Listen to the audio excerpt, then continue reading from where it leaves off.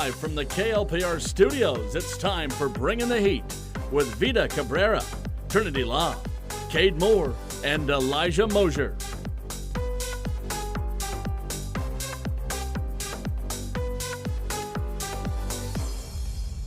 Welcome in to Bringing the Heat.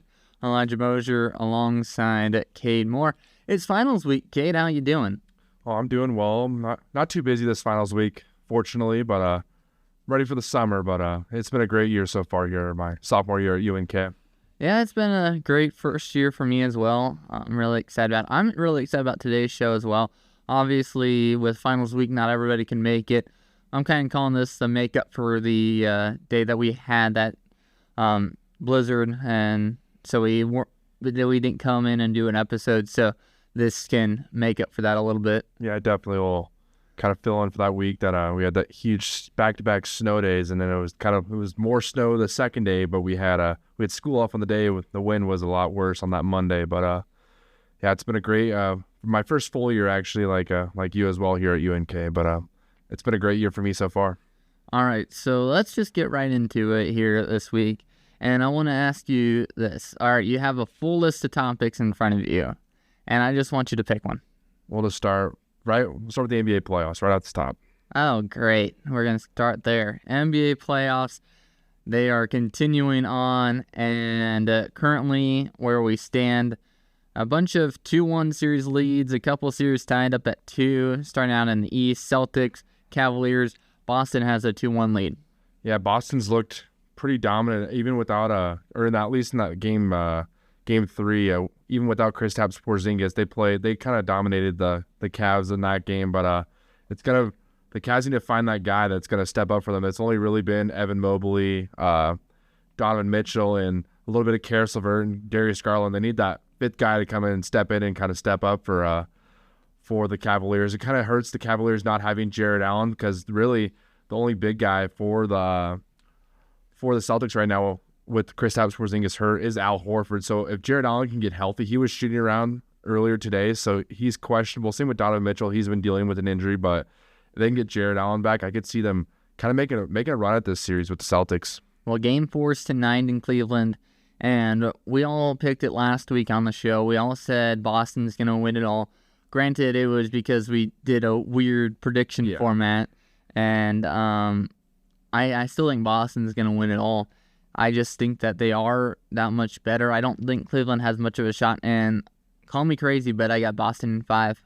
Boston in 5. I could honestly definitely see it when those guards can get rolling for the Celtics. They are a tough team to beat, and I think Boston will be the team with that will get out of the Eastern Conference with the other sides. The Knicks are riddled with injuries, and I just don't think the Pacers could hang with the Celtics. They're the most dominant team in the East, but I don't think they're going to win it all. You mean the Zebra series? Pacers, Knicks tied up at 2 apiece. Yeah, no, it's been both home teams have won in those games, and they've had some interesting officiating. Oh yes, in those first 2 games I can't remember I don't know if you have the stat. It was like 80 foul calls in the first 2 games or something crazy, or 89. It was in the 80s of foul calls, and it was just a lot of whistles in those first 2 games. And the Pacers fans thought it was some one-sided calls versus the Knicks. But in that one, I think it was game 1, there was 4 missed calls in the last 20 seconds of the game. It was something crazy like that. And I believe this is also the series where they had that moving screen called, and everybody got mad about the moving screen. But once again, I'm going to throw back to the Iowa-UConn game where there was that moving screen. Mm-hmm. People don't like it when you call a moving screen in the final seconds. If you don't call it, you're going to have a lot less people complaining. Yeah, but I think in both instances, they were the right call. There was moving screens both times. Yeah. Or at least the Leah Boston, or not, or what's her last? That's not her name. Edwards, yes. That was a moving screen, but then was it the Miles Turner one they looked back? That was not a moving screen, okay. No. But I knew that one of those, the UConn one, was a moving screen. I still don't like the call. Yeah, it's a tough call. I still wouldn't have called it. Yeah, it's just I don't know. But especially with all those people behind, I don't know. Indiana one was much worse. Oh, yes, 100%. Yeah, and so, I mean, I still like Jalen Brunson and the Knicks to get this done. I think this one goes 7, though. Nice, healthy 7-game series. Yeah, I agree with that. I think this one's definitely going to go 7. It's kind of what we talked about last week. It's that old rivalry that happened in the early 90s and early 2000s with Reggie Miller and Patrick Ewing playing against each other. I actually just saw a documentary, the 30 for 30. They replayed it on ESPN, and I watched that, and it was a pretty solid 30 for 30. So they're kind of carrying on the tradition of that rivalry. It's been fun to watch. It's just going to be interesting. Who's going to step up for the Knicks? They have OG Anunoby's hurt.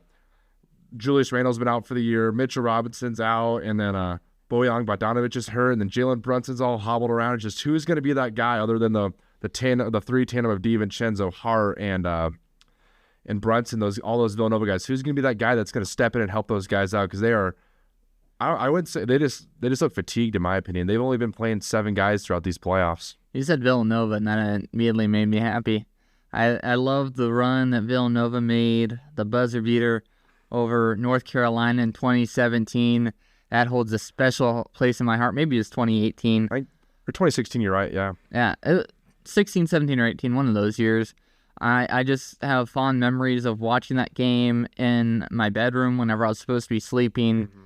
Oh, I nearly lost my mind when that buzzer beater was hit. And that's kind of why I like the Knicks in this series. And I'm just going back on my past history and watching that Villanova team and just being so excited for them.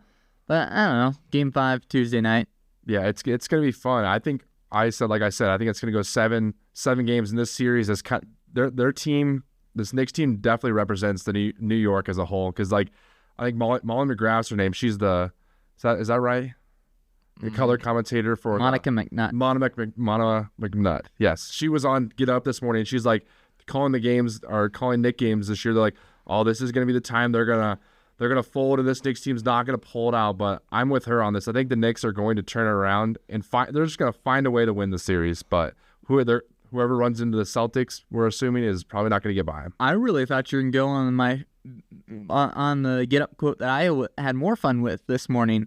Whenever Monica McNutt was talking about, all right, so now we added in a game limit for those postseason awards, but now you have people complaining that the Knicks players are playing too much.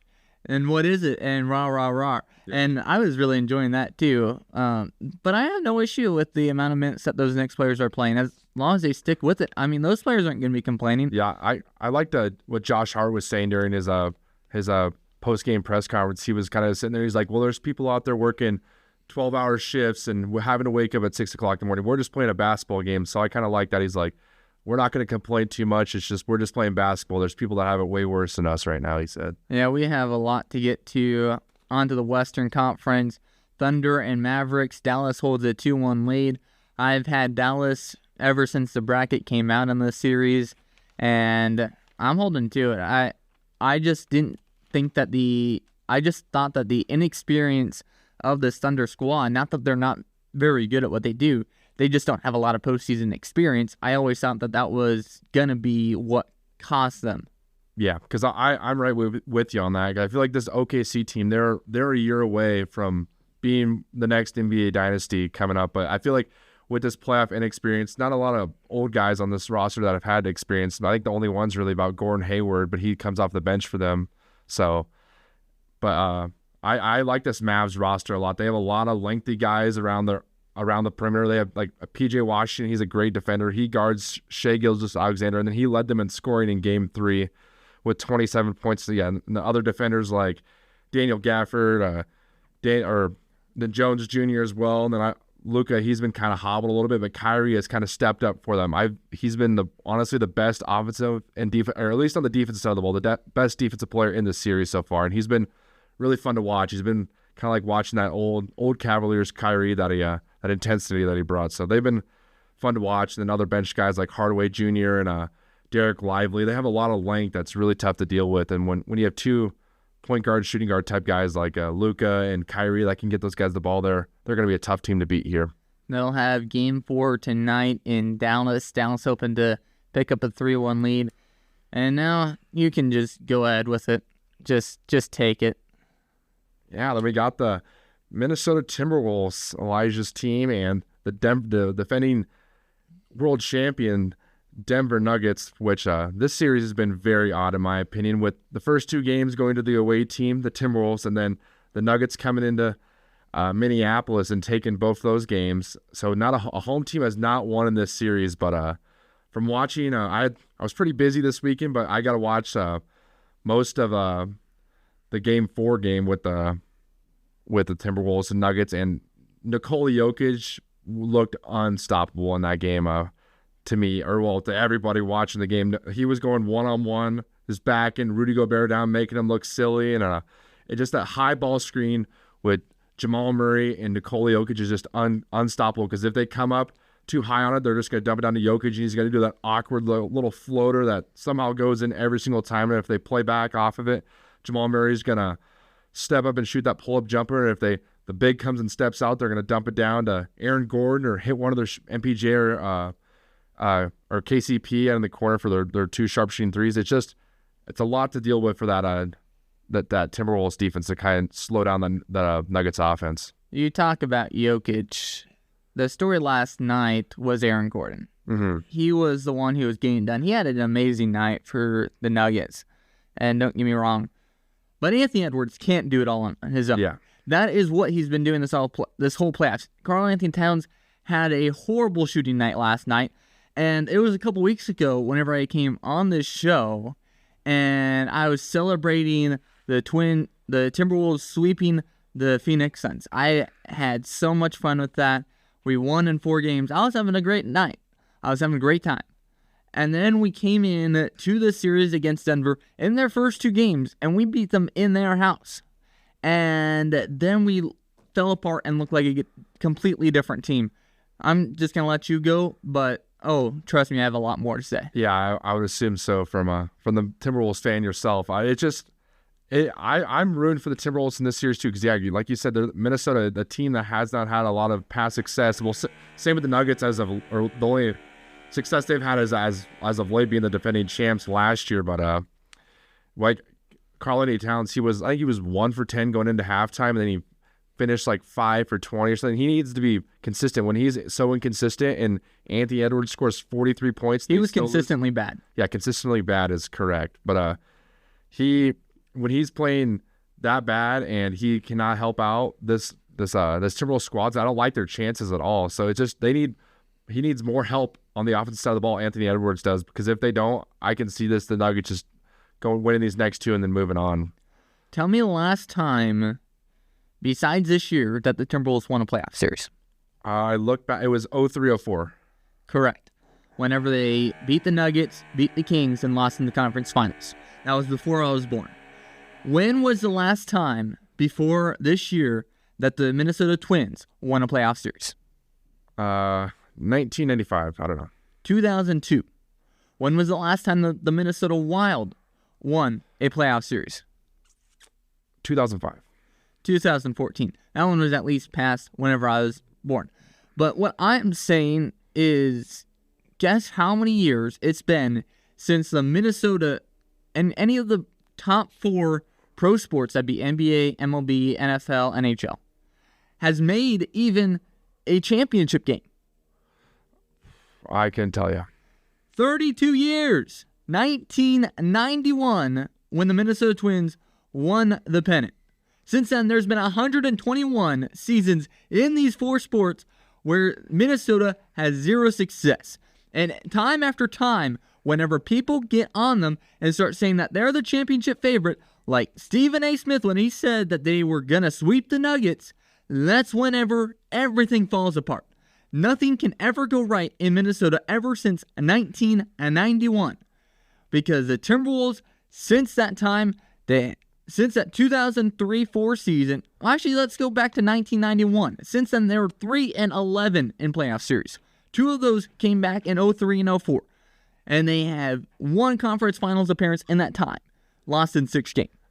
The Minnesota Twins, they cannot win in the postseason either. In fact, they just got their first win since 2002 in the postseason. And that was their first win since they won. And that was only their second win since they won the pennant.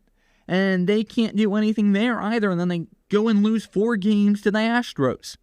The Minnesota Wild, I mean, they just lose. The last time they even made it to a conference finals I mean, I can't even go back to it because that was back in 2002 and 2003, whenever they got swept by the Mighty Ducks after getting past their first 2 series in 7 games. They cannot win in the postseason. The Minnesota Vikings, this is going to hurt me a lot. Sure, they've made it to Super Bowls, but since 1991, they haven't been able to make there. They have lost in conference championships time and time again. They lost back in 1998 to the Falcons in overtime. They lost 41-0 in 2000 to the Giants in the conference championship. They lost in 2009 to the Saints in overtime. And then they had that brutal smackdown in 2017 to the Eagles 7-38. Minnesota, time and time again, cannot win in the postseason. And that's whenever everybody gets on them and starts saying, oh, they're so good. That's when everything falls apart. I don't know when it'll change or if it'll ever change, but I just want to make it to a championship series or a championship of some sort since 1991 for once. We can't do it. Yeah, no, that's definitely upsetting. There's a lot for Detroit over the last, or not Detroit, but Minnesota, excuse me. Same thing for them as well. But yeah, with them not having any success at all as of late, but it kind of sucks for them being such a hockey state, and then their professional hockey team is never doing anything. But back to basketball here. I've been preparing that since halftime. Whenever we were down only 7 with 20 seconds left in the first half, give up a 3 at the end of the shot clock, then we go ahead and turn it over, give up a slam dunk, then there's only 1.8 seconds left. Nothing bad can happen, right? Throw it right down to half court. Jamal Murray intercepts, shoots a half court buzzer beater, and all of a sudden, from going down 7 with 20 seconds to go, we're down 15 at the half. That's the moment I knew the game and the series was over. I wouldn't say the series is over. The series is over. We'll see. I still have faith in this Timberwolves team, but the thing that kind of messed or screwed up my mind or whatever is Rudy Gobert. He's a 4-time Defensive Player MVP, and Nikola Jokic is he's a liability out there against Jokic. Jokic is backing him down, do whatever he wants. But I think Gobert should just have another kid. Something like that. I think they play better without him on it, or well, at least in that game 2 against the Nuggets where they dominated, won by 30, then they lose by 30 the next game. It makes no sense. But what I'm going to say, for the Timberwolves to have any chance in this series, even though Gobert or whoever it is, Jaden McDaniels, Karl-Anthony Towns, Naz Reid, whoever's guarding Jokic, they need to stay one-on-one with Jokic. They cannot double down on Jokic and leave Michael Porter Jr., Christian Brown, or Jamal Murray, Kentavious Caldwell-Pope. They cannot leave those guys wide open, line the lace up, shoot up threes. They need to let Jokic get his 30, 35 points, but they cannot let one of these role players like an Aaron Gordon again or a Michael Porter Jr. to go off for 30, 25 points. Either way, Game 5 tomorrow night, 9:30 in Denver. Timberwolves have a chance. No, done. Series over ever since halftime last night. Anyway, I pick another topic. I don't even want to pick a topic. I'm going to pass on my turn. We just keep going down the line. We'll go with WNBA. WNBA season starts on Tuesday. I'm going to ask you this. I want to ask you who the prospective favorite is during the season. You better not say the Indiana Fever. But Tuesday night, they'll kick off. They got a doubleheader on ESPN2, ESPN Plus, and Disney Plus. Indiana Fever taking on the Connecticut Sun, followed by the Phoenix Mercury and the Las Vegas Aces. 2 really good matchups to promote a lot of the stars. The only team that's really missing is the New York Liberty that will play on ESPN3 to start things off, really. Yeah, it's going to be a busy sports day tomorrow. Just for me, I'm going to be watching the WNBA, the NBA playoffs tomorrow, and then with the high school soccer championships here in Nebraska. I'll be kind of bounced around from all those events, but you're going to be watching the WNBA tomorrow night? I'll watch the first. I want to watch Caitlin Clark. I'll watch that first half. Sure. Yes. Everybody wants to. Exactly. I bet there's going to be some opening day rating records for the WNBA tomorrow.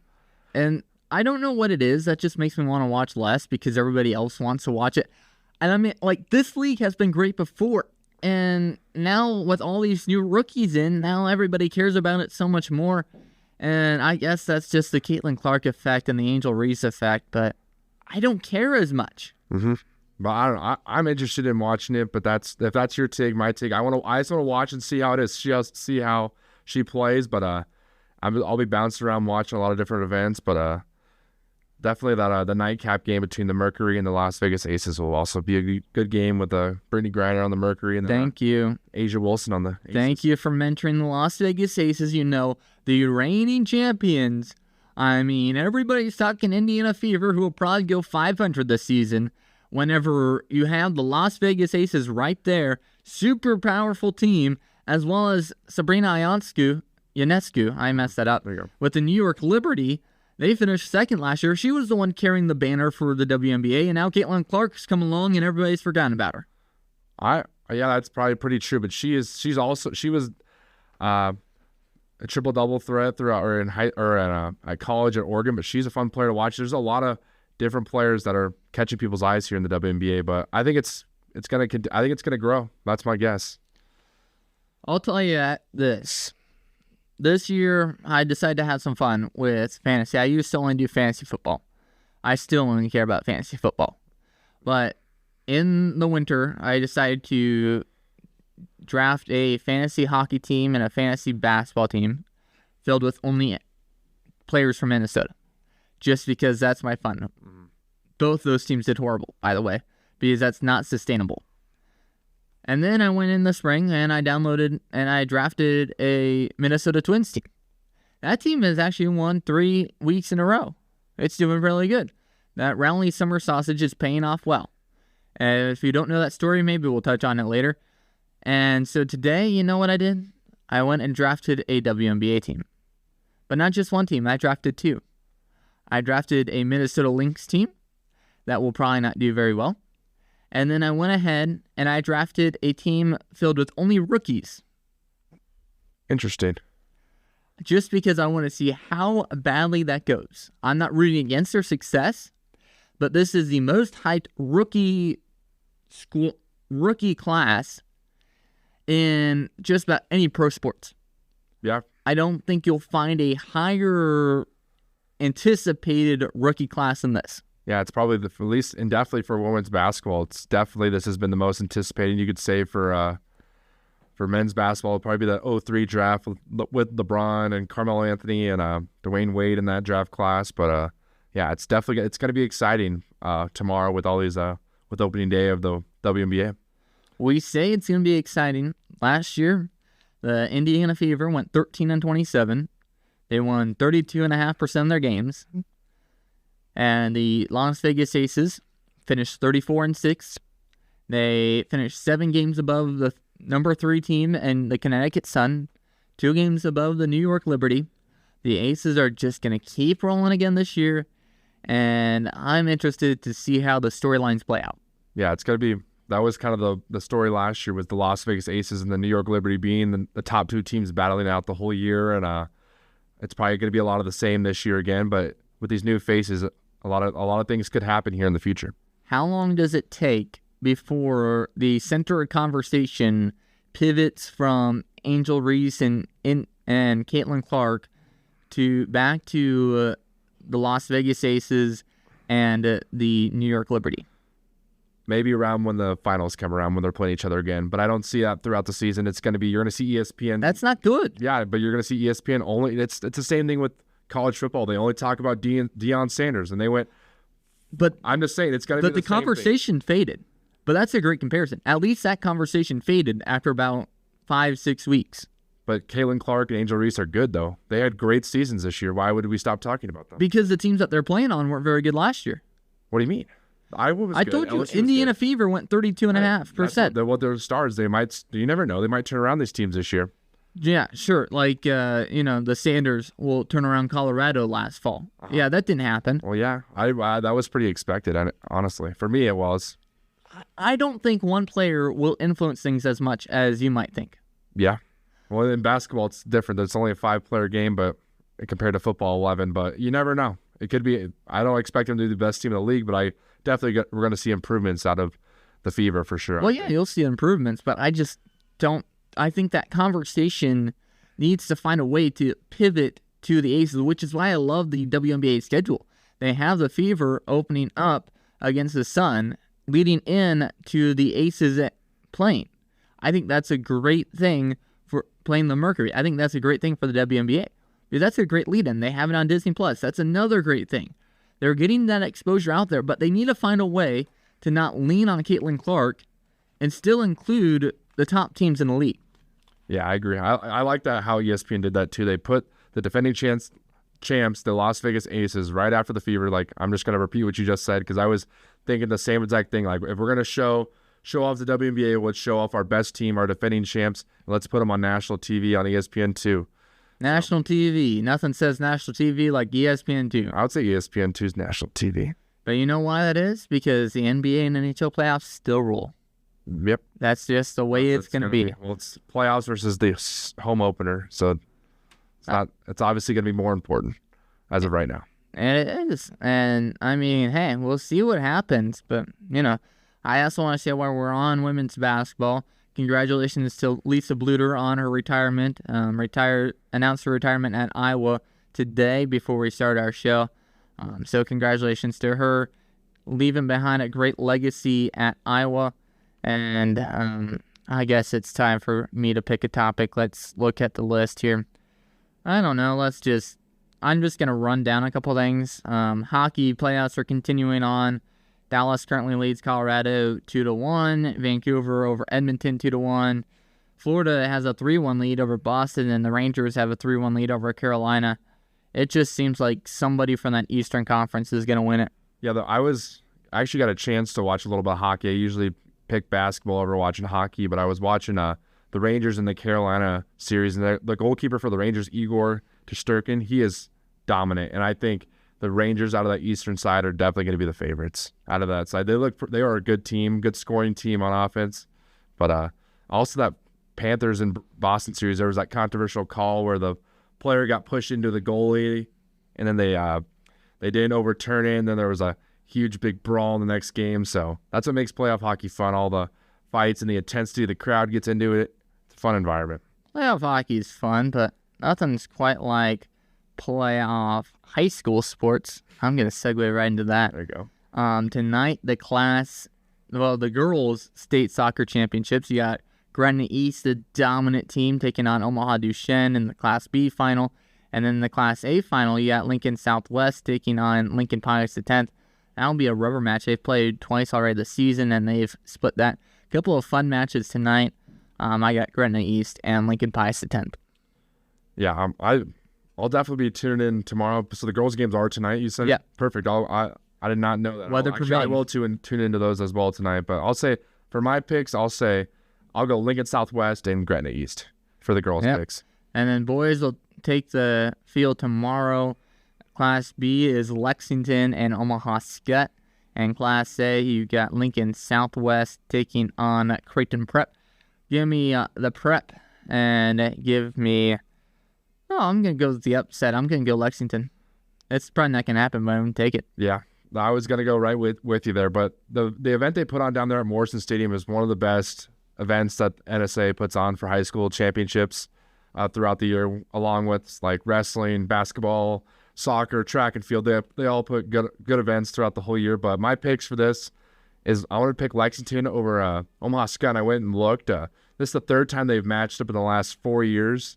So that was a kind of interesting thing, which Omaha Skutt has won in those previous matchups against Lexington. So but I'm going to take my Western Nebraska school out here, Lexington, and then I'll take Lincoln Southwest over Creighton Prep, even though Creighton Prep is year in and year out one of the best teams. Hey, and I'm going to take this time to acknowledge Columbus. I went on Nebraska Soccer Talk last week and went on their state tournament preview podcast, and I picked against Columbus in both matches. And last week during our show, Columbus girls were taking on Lincoln Pius X. During the course of our show, Columbus took a 1-0 lead. Pius tied it back up. All during the course of the show, I was watching it while you guys were talking, while we're all talking. None of you guys listening realized that because I kept it cool. But they ended up losing in a shootout, and they had a great season. And the boys, they took on Lincoln Southwest that night, and unfortunately, the Silverhawks were just hot that night. But it was a pleasure to watch both Columbus teams compete at the state tournament. I love watching my alma mater compete like that. And, I'm hoping that they get back to Morrison before too long. Yeah. You like seeing teams outside the metro like a Columbus being successful and at least making it to the tournament. They are a Metro team, but I think they also deserve some recognition. Lincoln Northwest, 8 wins and 15 losses heading to state. They had 6 wins entering districts, and they got their first ever state win in program history, defeating Beatrice 3-2 today. I mean, that's a cool story on the baseball diamond. Yeah, is this their first year of baseball as well, or second year of baseball? But yeah, being such an early years in their program, making it and finding out being the Cinderella story, making it to the Class B championship and winning the game or state championships. But pretty cool story for sure. And Class A through C in baseball continue on throughout the week.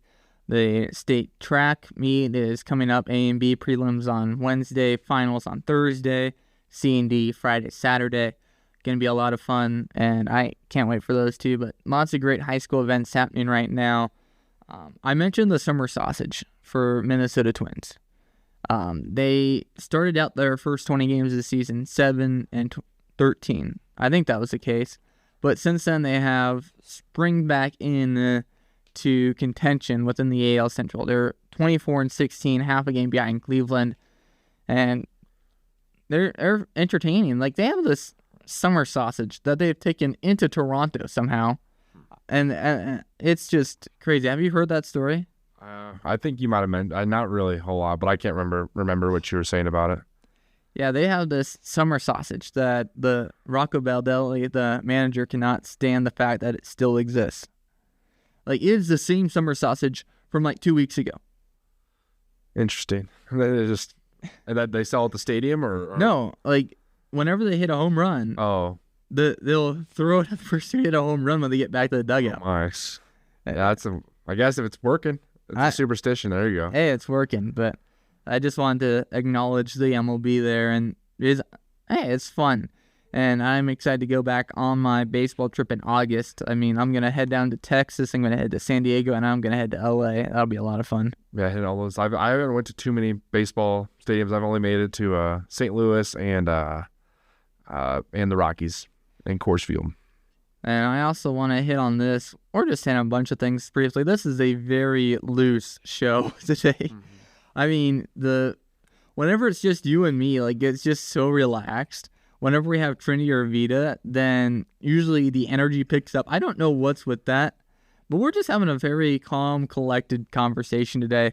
The UEFA Champions League is down to the final 2 teams.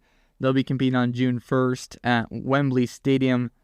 Real Madrid and Dortmund, they'll be battling for it. It'll be fun. Give me Real Madrid. Yeah, Real Madrid's definitely the favorite. Borussia Dortmund's definitely the team here that was not expected to be here, but it's nice to see a little bit of an underdog story. But Real Madrid's definitely has been the favorite all throughout this Champions League. And I also got to say it because Iowa has announced this as well. Iowa women's basketball promotes longtime assistant Jan Jensen to head coach following Lisa Bluter's retirement. That is breaking news here on Bring the Heat. Just saw that one come across my feed. So really excited to see that they're promoting within the program.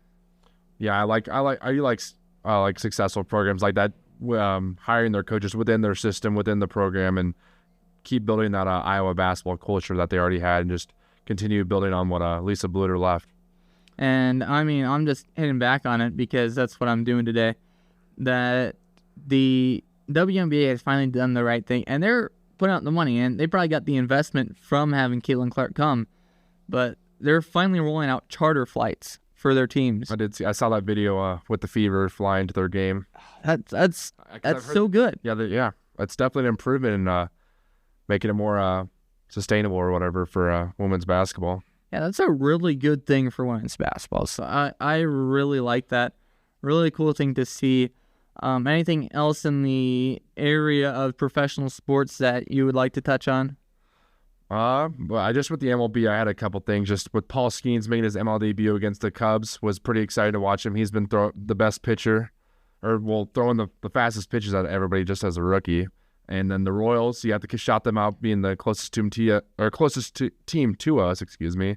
They're playing good. They're 25-17, and they've been pretty fun to watch. And seeing all the antics that our KLPR friends that have been bringing to us about the Royals. It's been pretty fun to watch because I'm not huge into baseball, but the teams that I see people like you like the Twins and Ethan's the Cardinals. Then with Trey and he's Cardinals. Cardinals a little rough this year, unfortunately. But and then the Rockies and Royals with Trey and Rockies, and then John and Ford with the Royals. I'll root for those teams even since I don't have a team. I like seeing their teams or you guys' teams being good, so it gives us something to talk about for sure. Oh yeah, and I mean there's just so many different things that you can talk about. Nebraska softball, they got left out of the NCAA tournament this weekend, and that was kind of huge news. And like 9 SEC teams are hosting a regional out of the 16, and Northwestern, the Big Ten regular season champs, are stuck in the 1-seed regional with Texas. The Big Ten tournament champs in Michigan are stuck with number 5 seed Oklahoma State. And so many times you will see the NCAA just favor the SEC. And that's just one of the things that just always makes me interested whenever you have seedings released like that. Like we just saw at the MIAA tournament, this doesn't just go for Division I. In women's tennis last week, we saw Missouri Western beat Washburn to win the MIAA championship. But instead of giving Missouri Western that second hosting spot, they give it to Washburn over Missouri Western. And like, there's always those interesting things like, why are we giving those teams? I just don't get how the NCAA breaks things down sometimes. Yeah, just with softball and baseball, I've talked to a couple kids that are pretty into baseball and they played throughout their whole lives.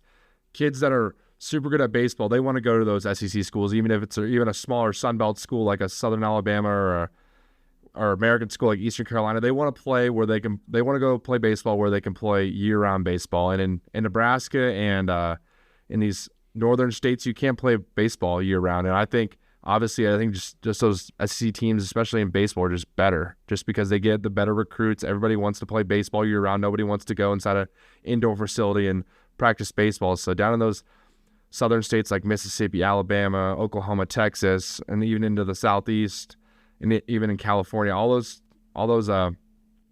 players just want to go play at the southern schools because if you look at the top 25, there's maybe like 3 or 4 teams outside of the southern region that are in the top 25. All the rest of those schools are in the SEC and in the Southeast for sure. So that's my take on it. And because we just keep jumping all over the place today, I also got to mention the fact that Roku picked up the MLB Sunday leadoff. And that starts this Sunday. And so, like, you'll be able to watch MLB games for free starting this Sunday. And that's kind of a cool thing. They'll have the Red Sox and the Cardinals on this Sunday. But that's just a cool deal that the Twins will be featured on there 3 times. But that's a great thing. Whenever you can offer people a preview of your product for free, I mean, usually that comes with a good ROI. And yeah, and especially they're going to get a lot more people watching their games. That's kind of what been the problem with the MLB, having so many games, getting people watching their games consistently. All right, so that's going to wrap up our first segment here. We went 40 minutes, kind of a chill conversation. I hope you guys enjoyed that. I'm still trying to make up my mind on whether I enjoyed that or not, but either way, I can't wait to get in the Loper Roundup next, kid. Yeah, it's going to be exciting. We had some stellar performances from the Lopers here in Kearney. All right, we're going to take a 60-second break, but we'll be right back here on Bring the Heat. Here's the thing about bullies. They belittle, hurt, and torture their victims. On the internet, we condemn it as cyberbullying. Although it normally concerns children. Believe it or not, bullies don't give up just because you've graduated. It continues to happen beyond school. With adults experiencing it also. So, here's the thing about bullies. They're not born this way. They've learned this behavior. Bullies are victims too. And if we want to stop the cycle of abuse, we need to teach our children and each other the values of emotional intelligence. If you've been the victim of attacks or have witnessed acts of aggression, please report it to an adult or local authority as soon as possible. Now is the time to stand up for each other and for our children. And help put an end to bullying for good. This message brought to you by the UNK Department of Psychology. Time for the Loper Roundup here on Bringing the Heat. Elijah Mosier alongside Kade Moore. And where should we start this week? Oh, I don't know. How about women's tennis? They were we talked about last week. We weren't sure if they were going to get in. They had that selection show last Monday night, and indeed they did get in. They were in by so much that they were in fact the number 1 seed in the Central. So the way that it works is that 6 teams get in from the 6 teams got in from the Central region. There are 8 different regions. And so they split it up into 2 groups, Central 1, Central 2. UNK was the number 1 seed, and then they also had Northwest Missouri State and Augustana in a game on Friday to decide who would play UNK. On the other side of the bracket, Washburn defeated Missouri Western to avenge their loss from the MIAA tournament. And so Nebraska Kearney, Northwest Missouri State, going at it. Winner advances to the Sweet 16. And things weren't looking particularly good early on. And they were dropping games. And then they stormed back. And Fabiana Gamboa got the 3-set win at number 4 singles to win the match over Northwest Missouri State at Harmon Park 4-3. How about that? Yeah, it's really exciting for the Lopers because they kind of came in. It was a little comeback fashion there in their win that they had, and they got to make that trip down to Florida for the Sweet 16. So it's pretty awesome for the Lopers having such a great season and getting a chance to advance even farther. And it was super cool to have them host. I wasn't in town for that, but if I was in town, I would have maybe went over there and checked it out a little bit. So props to them for having to be able to host the Central region and having such a great year, and then continuing to build on it here in about a week from today. I definitely would have made it out there if I could have, but I was at State Middle School track in Gothenburg. I still have zero clue how tennis scoring works because they say the final score was 4-3, but there's 3 doubles matches and then 6 single matches. That's 9. So I have zero clue how that works. I still have no idea how tennis works, but I mean, they're going to the Sweet 16 in Orlando, Florida, and that's really good for them. Yeah, the only thing I really know about tennis scoring is when I'm watching Wimbledon or whatever, when it's on ESPN, it goes 15, 30, 40. Which makes 0 sense. Which I understand now, and then it goes like, when they tie, it's a deuce and an advantage, or then add in when they score. But why not just go 1, 2, 3? Why are we going 50, 30, 40? It's one of those sports that's sponsored by Rolex. It has to be different. I just don't understand it. I mean, tennis, okay. I don't need to make a lot of enemies today because I've been saying probably some pretty unpopular stuff, but what else is new? I do want to credit some of the UNK players that won their matches, and I'm actually going to get who won their matches correct this time. In number 1 doubles, Melissa Becerra and Narinda Renavio won their number 1 doubles 6-1. In number 1 doubles, Jasmine Zamorano got the 6-1, 4-6, 6-3 win. In number 2 singles, Melissa Becerra got a 2-set win. In number 3 singles, Narinda Renavo got a 2-set win. In number 4 singles, of course, Fabiana Gamboa got the 3-set win. And then I believe that caps off the winners. But that was a really good effort there from the Lopers, and excited to see what they do at the Sweet 16 whenever that picks up. I'm trying to see if they finally release that Sweet 16 bracket. It doesn't look like they have done it yet. And so there's 16 teams left. Going to be interesting to see what they do. And I'm trying to see when that all picks up. That picks up Monday, May 20th. So next Monday. So going to see that before too long at Altamonte Springs in Florida. So really excited to see what they can do. Yeah, it's going to be exciting to see them. For a team like UNK making that trip all the way down to Florida and representing UNK all the way across the country. So it's going to be a really exciting, fun weekend and into their week there down in Florida. And then Juliana Botero Molina in women's golf. She qualified for the NCAA Central Region in Oklahoma. She ended up shooting 14 over to finish 17th, capping off a great season, as she did not qualify for the Division II championships. But, I mean, nonetheless, she did set a new UNK single-season stroke record and had a very successful season. Yeah, she's going to be a finalist for the UNK Women's Athlete of the Year. Or she was a finalist for the UNK Women's Athlete. She won it. Or she did win it, okay. I think, yeah, she did. Yeah, she was a finalist. Yeah, she said she was a finalist on here. I don't know if I did not know if she won it or not. Got to read that correctly. Yes. So but props to her for getting a finalist for that, and then she also had that record for single strokes in a season record at 76.14, beating the past record at 77.04. So she had on the best season that UNK's had in golf history, you could say, for an individual. So props to her and for having a great year and playing well throughout the whole year. Yeah, really good to see that success. The track teams had their twilight meets this weekend, and I'm still liking my theory that it's based off of the twilight of the season, but a lot of those events do go into under the lights, and so maybe that's also part of it. Still don't really know, but they're going to gear up for the NCAA championships as they release those qualifiers tomorrow.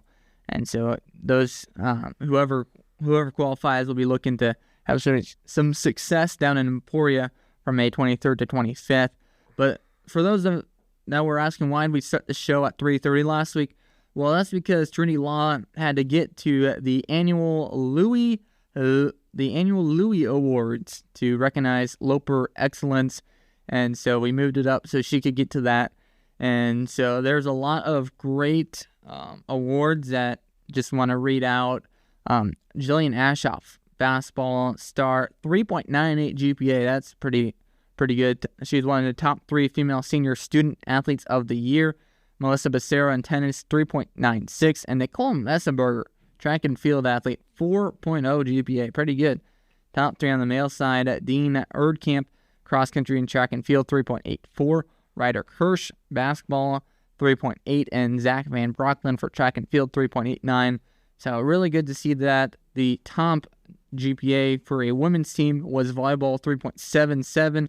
Men's cross country, 3.46. So really great to recognize the student part of the student athlete last week. Yeah, a lot of impressive things to look out there, or things to point out from these Lopers. Having a 4.0 GPA throughout college while playing a sport is really impressive, and then even just having the 3.8 and up as a student athlete is very impressive. And then you also see coming up here for community engagement, the soccer team had 400 service hours, and then the rest of the team had 900 service hours. So doing great things around the city of Kearney. So you love seeing the Loper athletes going out and doing great things in the classroom and around the community, and not just on the mat or floor or field or wherever they're playing their sporting events. And you mentioned that community engagement, but also the Student Athlete Advisory Committee and SAC.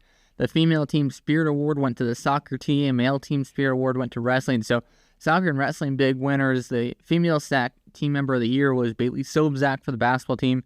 And for the men, it was Bailey Torres from the football team.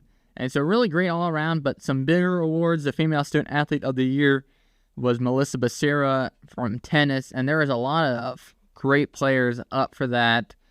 Juliana Batera Molina, Jaden Ferguson, Shiloh McCool, Peyton Neff, Brianna Russell, and Jasmine Zamorano. So really a lot of great competition there. And then on the male side, it was Wes Ferguson who won it. And a lot of track stars on this, as well as wrestling. In fact, those are the only 2 sports that were up for it. Alex Garaki, Billy Higgins, Alex Holman, Nick James, Zachariah, Braden Sorensen. So once again, some really outstanding Lopers being recognized. And in fact, the Dr. Tom Kropp Dedication Award given to a student athlete, coach, staff member, volunteer who just really represents what Dr. Kropp was about a player, coach, instructor, and person. And that went to Alex Garaki of the track and field team. And then, of course, the Joan Bailey Award given to a student athlete, coach, staff member, or volunteer. And that's a really big-time award to be given out. And that went to Dr. Janet Steele, longtime volleyball official scorer. And so a lot of great awards given out and recognized for their excellence last Monday night. Yeah, there's just a lot of good names that you mentioned there, and these female and men's student athletes are well deserved from all these incredible athletes here at UNK. And you love to see an award dedicated to Coach Tom Kropp. He was a longtime basketball coach at teacher and coach here at UNK for the basketball team. He was I never got to take a class with him, but I know my brother. He was a sports management major along with a business major, a double major for him. But it was definitely well deserving for Coach Kropp to have an award out to him for how many people he affected and infected their lives, and how good of a person and a coach that he was. So you love to see an award going out for Coach Kropp. So props to him and on a great career having and then this is his last year of teaching here at UNK. All right, let's hit some MIAA superlatives here before we wrap up the Loper Roundup. And so we're going to do things a little bit different. And I'm going to ask you this. I want to know, what is the most competitive sport in the MIAA? I was stuck, so I don't know. I was stuck in between football and basketball, but I'm going to go basketball because every single team that comes into UNK's gym has talent, it has players. Like there's no, you could say basketball. There's no layup, you could say, in the MIAA as basketball wise. There's every single time it's going to be a competitive game, and every single team can lose or win any game. So you have to bring your A game in every single game in the MIAA. So I would say the most competitive sport in the MIAA is basketball. Basketball is very competitive. I mean, are you going to go men's or women's? Who? Yeah. Do I have to? I guess if I had to pick one, shoot. I guess I looked at the men's when I did this. So I say men's basketball. All right. I mean, this is a hard question. And just trying to look at it and trying to decide who really deserves that recognition as some of the best and some of the top, one of the top sports. And I'm going to go with the sport that qualified for the Central Region out of 8 teams. And there might have been another sport that did this as well, but softball. Rogers State, Pittsburgh State, Central Oklahoma, and Washburn all advanced to the Central Region. And if that doesn't scream competitive, I don't know what does. I guess all those teams, when UNK played them, they were all ranked in the top 25, I think, for in the Division II softball rankings. So I can't imagine getting much more competitive than that. I mean, I could be wrong, but I mean, you don't quite see a place where you get a team, where you get a conference that qualifies for whenever it comes to the D2 level. You don't see that very often, especially when it comes to MIAA. I mean, you'll see it for the NSIC, which is also in the Central Region for some sports, but you don't see it a ton. And I mean, that's just dominance if I had to scream it.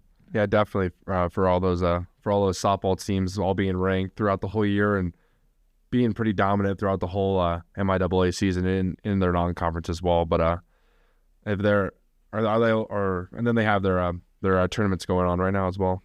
Yeah, they just released the baseball bracket not too long ago. I think that was just like last night. I asked, like you mentioned, men's basketball. Well, they also qualified for in men's basketball this year. Pittsburgh State, Missouri Western, Fort Hays State, and Northwest Missouri State all qualified in women's basketball. I'll touch on men's here in a second. I thought I was on men's, and then I ended up on women's. And so there's a lot of great competitiveness. And so there's 3 for men's basketball: Pittsburgh State, Northwest Missouri State, and Fort Hays State. And so there's a lot that people say that the MIAA is like the SEC of Division II. I actually think it's more of the Big Ten. I don't think it's quite the most dominant conference like the SEC is, but I think it's one of the most powerful conferences. Yeah, year in and year out, the MIAA brings the best from the division, or brings the best from the Division II level, and it's really fun to call games for the MIAA because it's going to be, there's always good teams coming every year out of the MIAA. So, and when you're talking about softball, like Rogers State advances to the Super Regionals this weekend. They'll be taking on Augustana, and so just mentioning those, like, really competitive all the way around. There was no really a wrong answer to it. And so that brings me to one where there is a wrong answer. Who are the top UNK rivals? Give me your top three. Top three? In order. Top three UNK rivals. Okay, well, I said, okay. You go first. I don't have a top three. I have one overall, and I have one in a sport. So okay. You go first. And so I'm going to go here. I'm going to go that the number 3 rival is Fort Hays State. A lot of people pick them number 1 or number 2.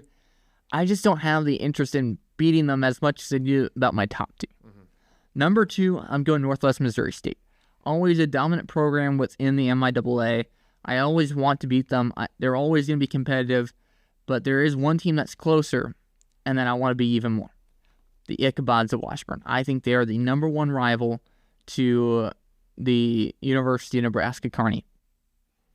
Yeah, I can definitely agree with that, especially in volleyball for sure is the main one. They've been fierce rivals in over the last many years where UNK and Washburn have had some fierce rivalries. And then in football, that was our homecoming game this year was Washburn. So, gosh, Aaron, I'll go Northwest Missouri State at 3, just being the powerhouse. Everybody wants to beat them every year. But then I'm going to go number 2 with Washburn. But I do agree with you that they're one of the teams that, especially in volleyball and in many other sports, that they're the team that we that we want to be. But I'm saying 1 just because of proximity. And when I went down to Fort Hays, I was wearing a UNK shirt and I got a couple 30 looks down in Hays and everybody was giving me crap. But I'm just kidding. But I say Fort Hays State is the biggest UNK rival just because we're 2.5 hours apart and we do a lot of competitions and stuff outside of sports against each other. So it's definitely Fort Hays State and UNK. There's been some fierce battles in basketball, football, and many other sports over the years. So I disagree because here's where I look at this. When you hear games being promoted, whenever you say Northwest Missouri State's coming to town, you're like, that's going to be a good matchup. When Washburn's coming down, you're going to say that's a good matchup. When Fort Hays State's coming to town, I react like it's any other team in the MIAA. Uh-huh. Unless it's Lincoln or Newman, which then I'm like, okay, easy win. But Fort Hays State to me is just like Central Missouri. I only include them at number 3 because of proximity, but I just don't feel like they are a rival. I just don't have enough of that. I feel like it definitely is a rival because after Fort Hays State beat UNK 2 years ago, they partied in the streets like no other down there. After UNK blew I think it was like a 3 or 4 touchdown lead. Fort Hays State during their homecoming game came back and won, and they partied till no other and had a celebration about it, and it means a lot. It's in the past there's been huge rivalries. People don't like each other. I think it's definitely number 1. All right, I'll give it to you. Who needs a second break today? We're gonna just keep on rolling here. I want to acknowledge this first before we keep going. Our hot takes. We have crowned a champion. And that champion is none other than Kade Moore. Kade, you can take that victory lap. But if we keep this going, we got to rename that from hot takes to prediction panel. We don't have very many hot takes. We just need to change that to prediction panel. Yeah, we can just change it to maybe what we think who the NBA champion is going to be, whoever's going to win something. That's what we got to probably figure out. Yeah, so here we go this week. And since this is our last show here on campus, I thought it'd be kind of fun if we did it this way. And these are going to be long-term hot takes. These are not going to be decided in the next week. In fact, it'd be even cooler if they were not to be decided until August or September. I think that'd be a lot of fun. And so when I'm going to tell you this, I'm going to go racing, and I'm going to say that Kyle Larson, who is the current Cup Series points leader heading into the All-Star break, is not only going to qualify for the Indy 500 because he's attempting to do the double. He's going to finish top 15 in both the Indy 500 and the Coca-Cola 600 that night. I never would have thought of you would pivot to racing like that for our last prediction, but shoot, I had my hot take. I said my short-term there we go. Hot take was torn. That the Knicks would win in 7 over the Pacers, but that was my short-term hot shake. Oh my gosh, I'm fumbling right now. Hot take. My hot take: Knicks in 7 over the Pacers. But I would say, gosh, you're not gonna like me on this one. Oh boy. But I do not want to. I said Nuggets would win it all again this year, but then the Timberwolves look good. Don't say all right, it. I'll say the Nuggets are gonna win the NBA championship. Thank you. I won't say the Timberwolves, but even though I really think it'll be Timberwolves Celtics in the finals, but I'll say Nuggets win it all. That would have hurt me personally. And so before I get on to what's on the mind, there was a wild card in our A block, and so I didn't tell you what this was, but hey, I'm gonna go with this. So I'm just gonna throw this hypothetical out there. So given a UNK women's soccer athlete, they're obviously gonna be a lot faster than I am, right? Yeah. So give them a lot of sprinting workouts. Would I stand a chance in a 50-yard race? I think all the soccer girls would win. All of them? I guess I haven't looked at all of them, but I would say over 95% of the team would beat them. It would beat all you. Right. I'll specify on a certain player. Kade Pagel. What I don't know how tall is she? One of the fastest. What does height have to do with it? I don't know what's height. I need to know the measurables here. Okay, I'm gonna have to look that up here. But I would say yes, she would beat you. Is she a forward on the team?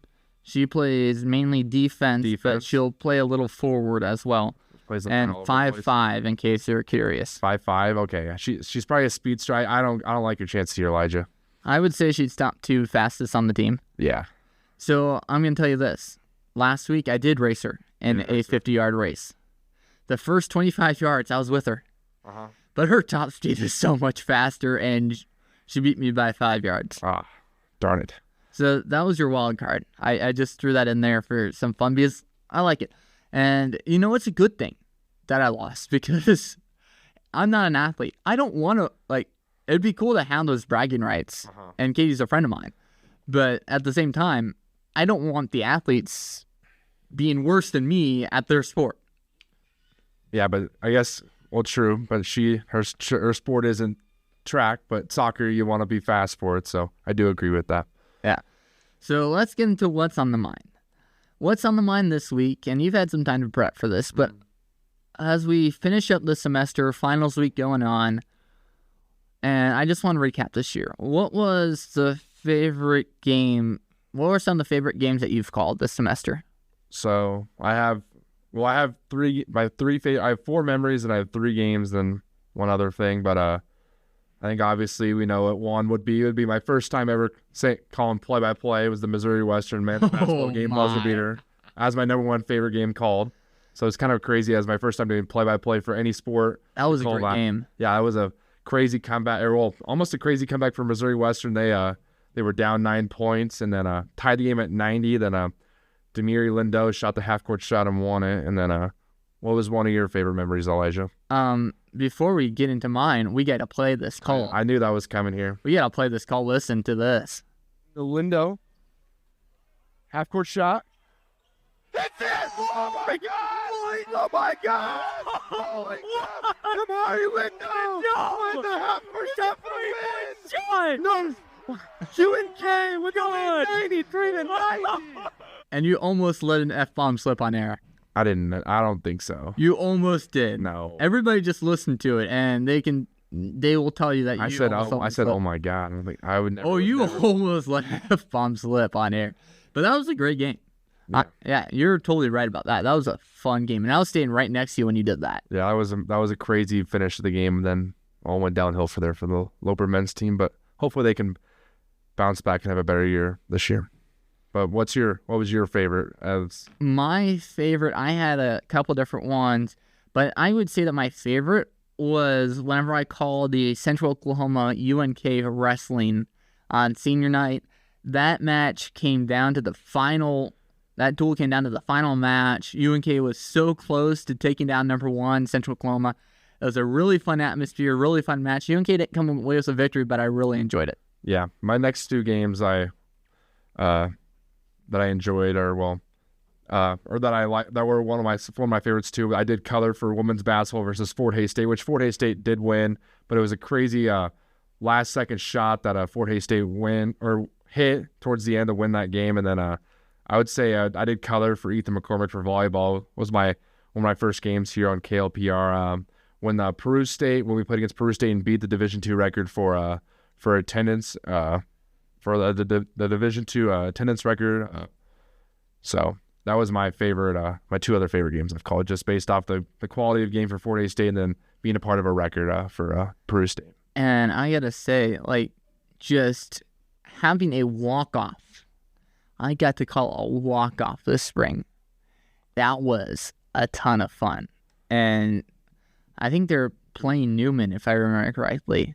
No, it would have been Central local. It was Central Missouri. Central okay. Missouri, yes. Okay. See, I don't even remember it that well. Because me and you did the Newman games. That's right. That's right. And so that was a really fun game to call.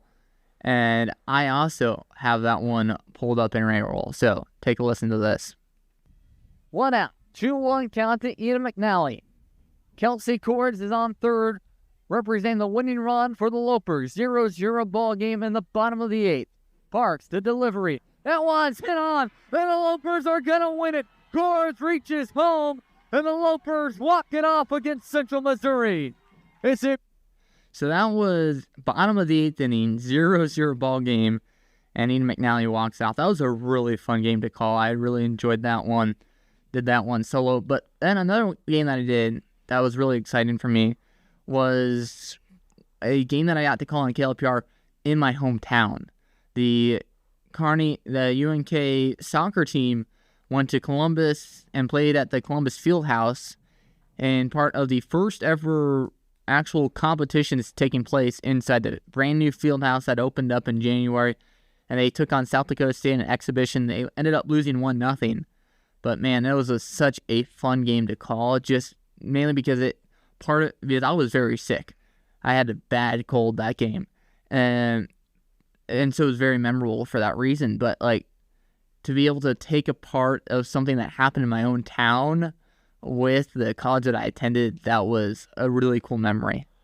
Yeah, I remember seeing those pictures of you calling that game on Twitter in that field house they have in Columbus that they built looks super professional and looks really good. So it's probably a pretty cool venue to call a game. And then my last just memory in general is just the trip to New York for the awards that we won here at KLPR. Even though I was just a finalist for an award and didn't win, it was still an amazing experience going to a comedy show, going to the New York Knicks game, and going to the awards ceremony, and eating at Joe's Pizza, which was showed in the Spider-Man movie, and then walking through Central Park. Just a lot of fun memories there going to New York. But it was a fun first year of calling games here on KLPR for my first full year of broadcasting. So it was a lot of fun too. My first ever broadcast.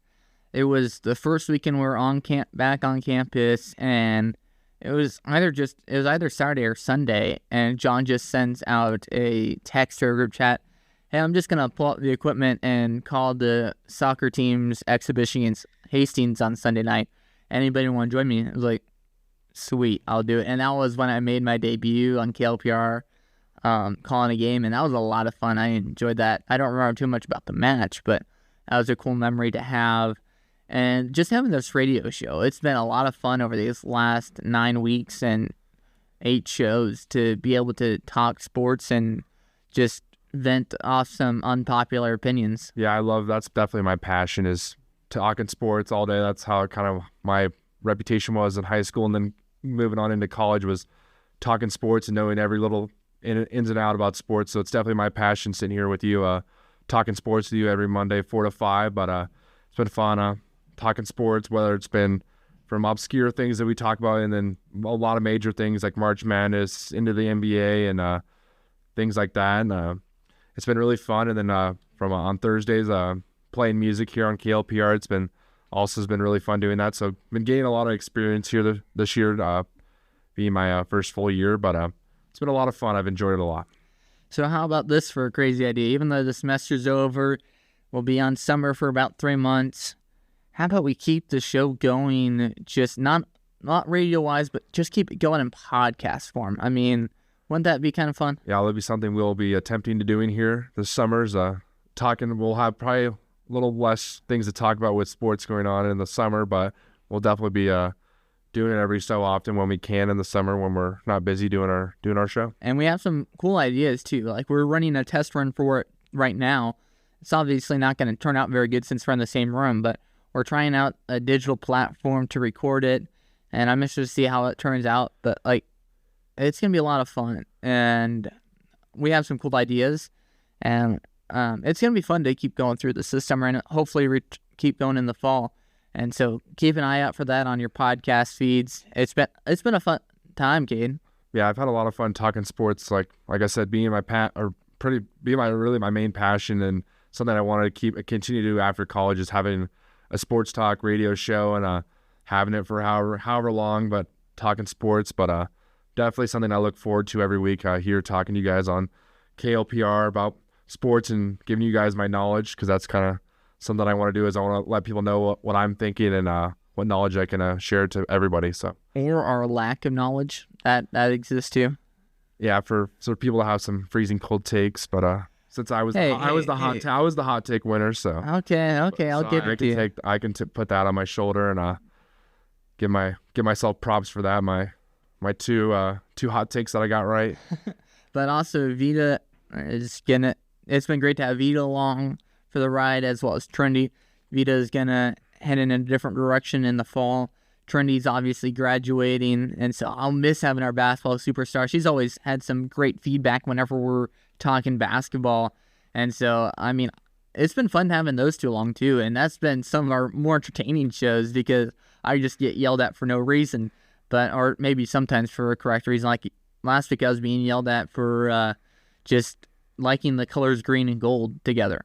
Yeah, it just depends on it just depends on the shade of green and gold for me on that take. But, it does. It definitely does. So, but yeah, with Trinity, she did color with me for a game, and I was really impressed with how well, obviously with playing basketball, how well she did doing color for the first time, and like honestly sounding like a natural to her first couple times doing it. So I was really impressed with that. And then with her, if we're talking women's college basketball or WNBA, having her knowledge on women's basketball with her playing, it's been really fun listening to her. And then with Vita, knowing a lot about the game of soccer and both of them bringing the energy for sure when they're here. But it's been fun calling it here or calling games and talking sports to you guys here. So I've enjoyed it a lot. Well, it's not done yet because we're planning to come back. We've had so much fun that we're planning to keep it going. But who knows? We might do an episode next week. I mean, first week of summer, so who knows? We might be bored. We might not be. We might be busy. But I can definitely say that we'll try and get an episode out within the next couple weeks. And Kade and I are looking forward to keeping it going. We have a lot of fun ideas. And so for Kade Moore, for Trinity Law, and Vita Cabrera, this is the first season of Bringing the Heat coming to a close. Hope you guys enjoyed listening. You can listen to all prior episodes on wherever you get your podcasts at KLPR's Bringing the Heat. You can also hopefully listen to future episodes there as well. I cannot thank you guys enough for tuning in.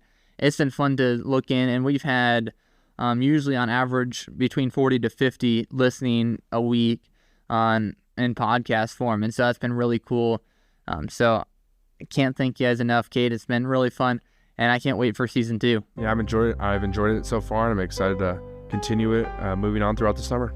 Well, we'll catch you guys next time on Bringing the Heat. Have a great rest of your week, and have a great summer. We'll talk to you guys next time. You've been listening to Bringing the Heat, a 91.1 KLPR sports production. You can listen to all episodes wherever you get your podcasts.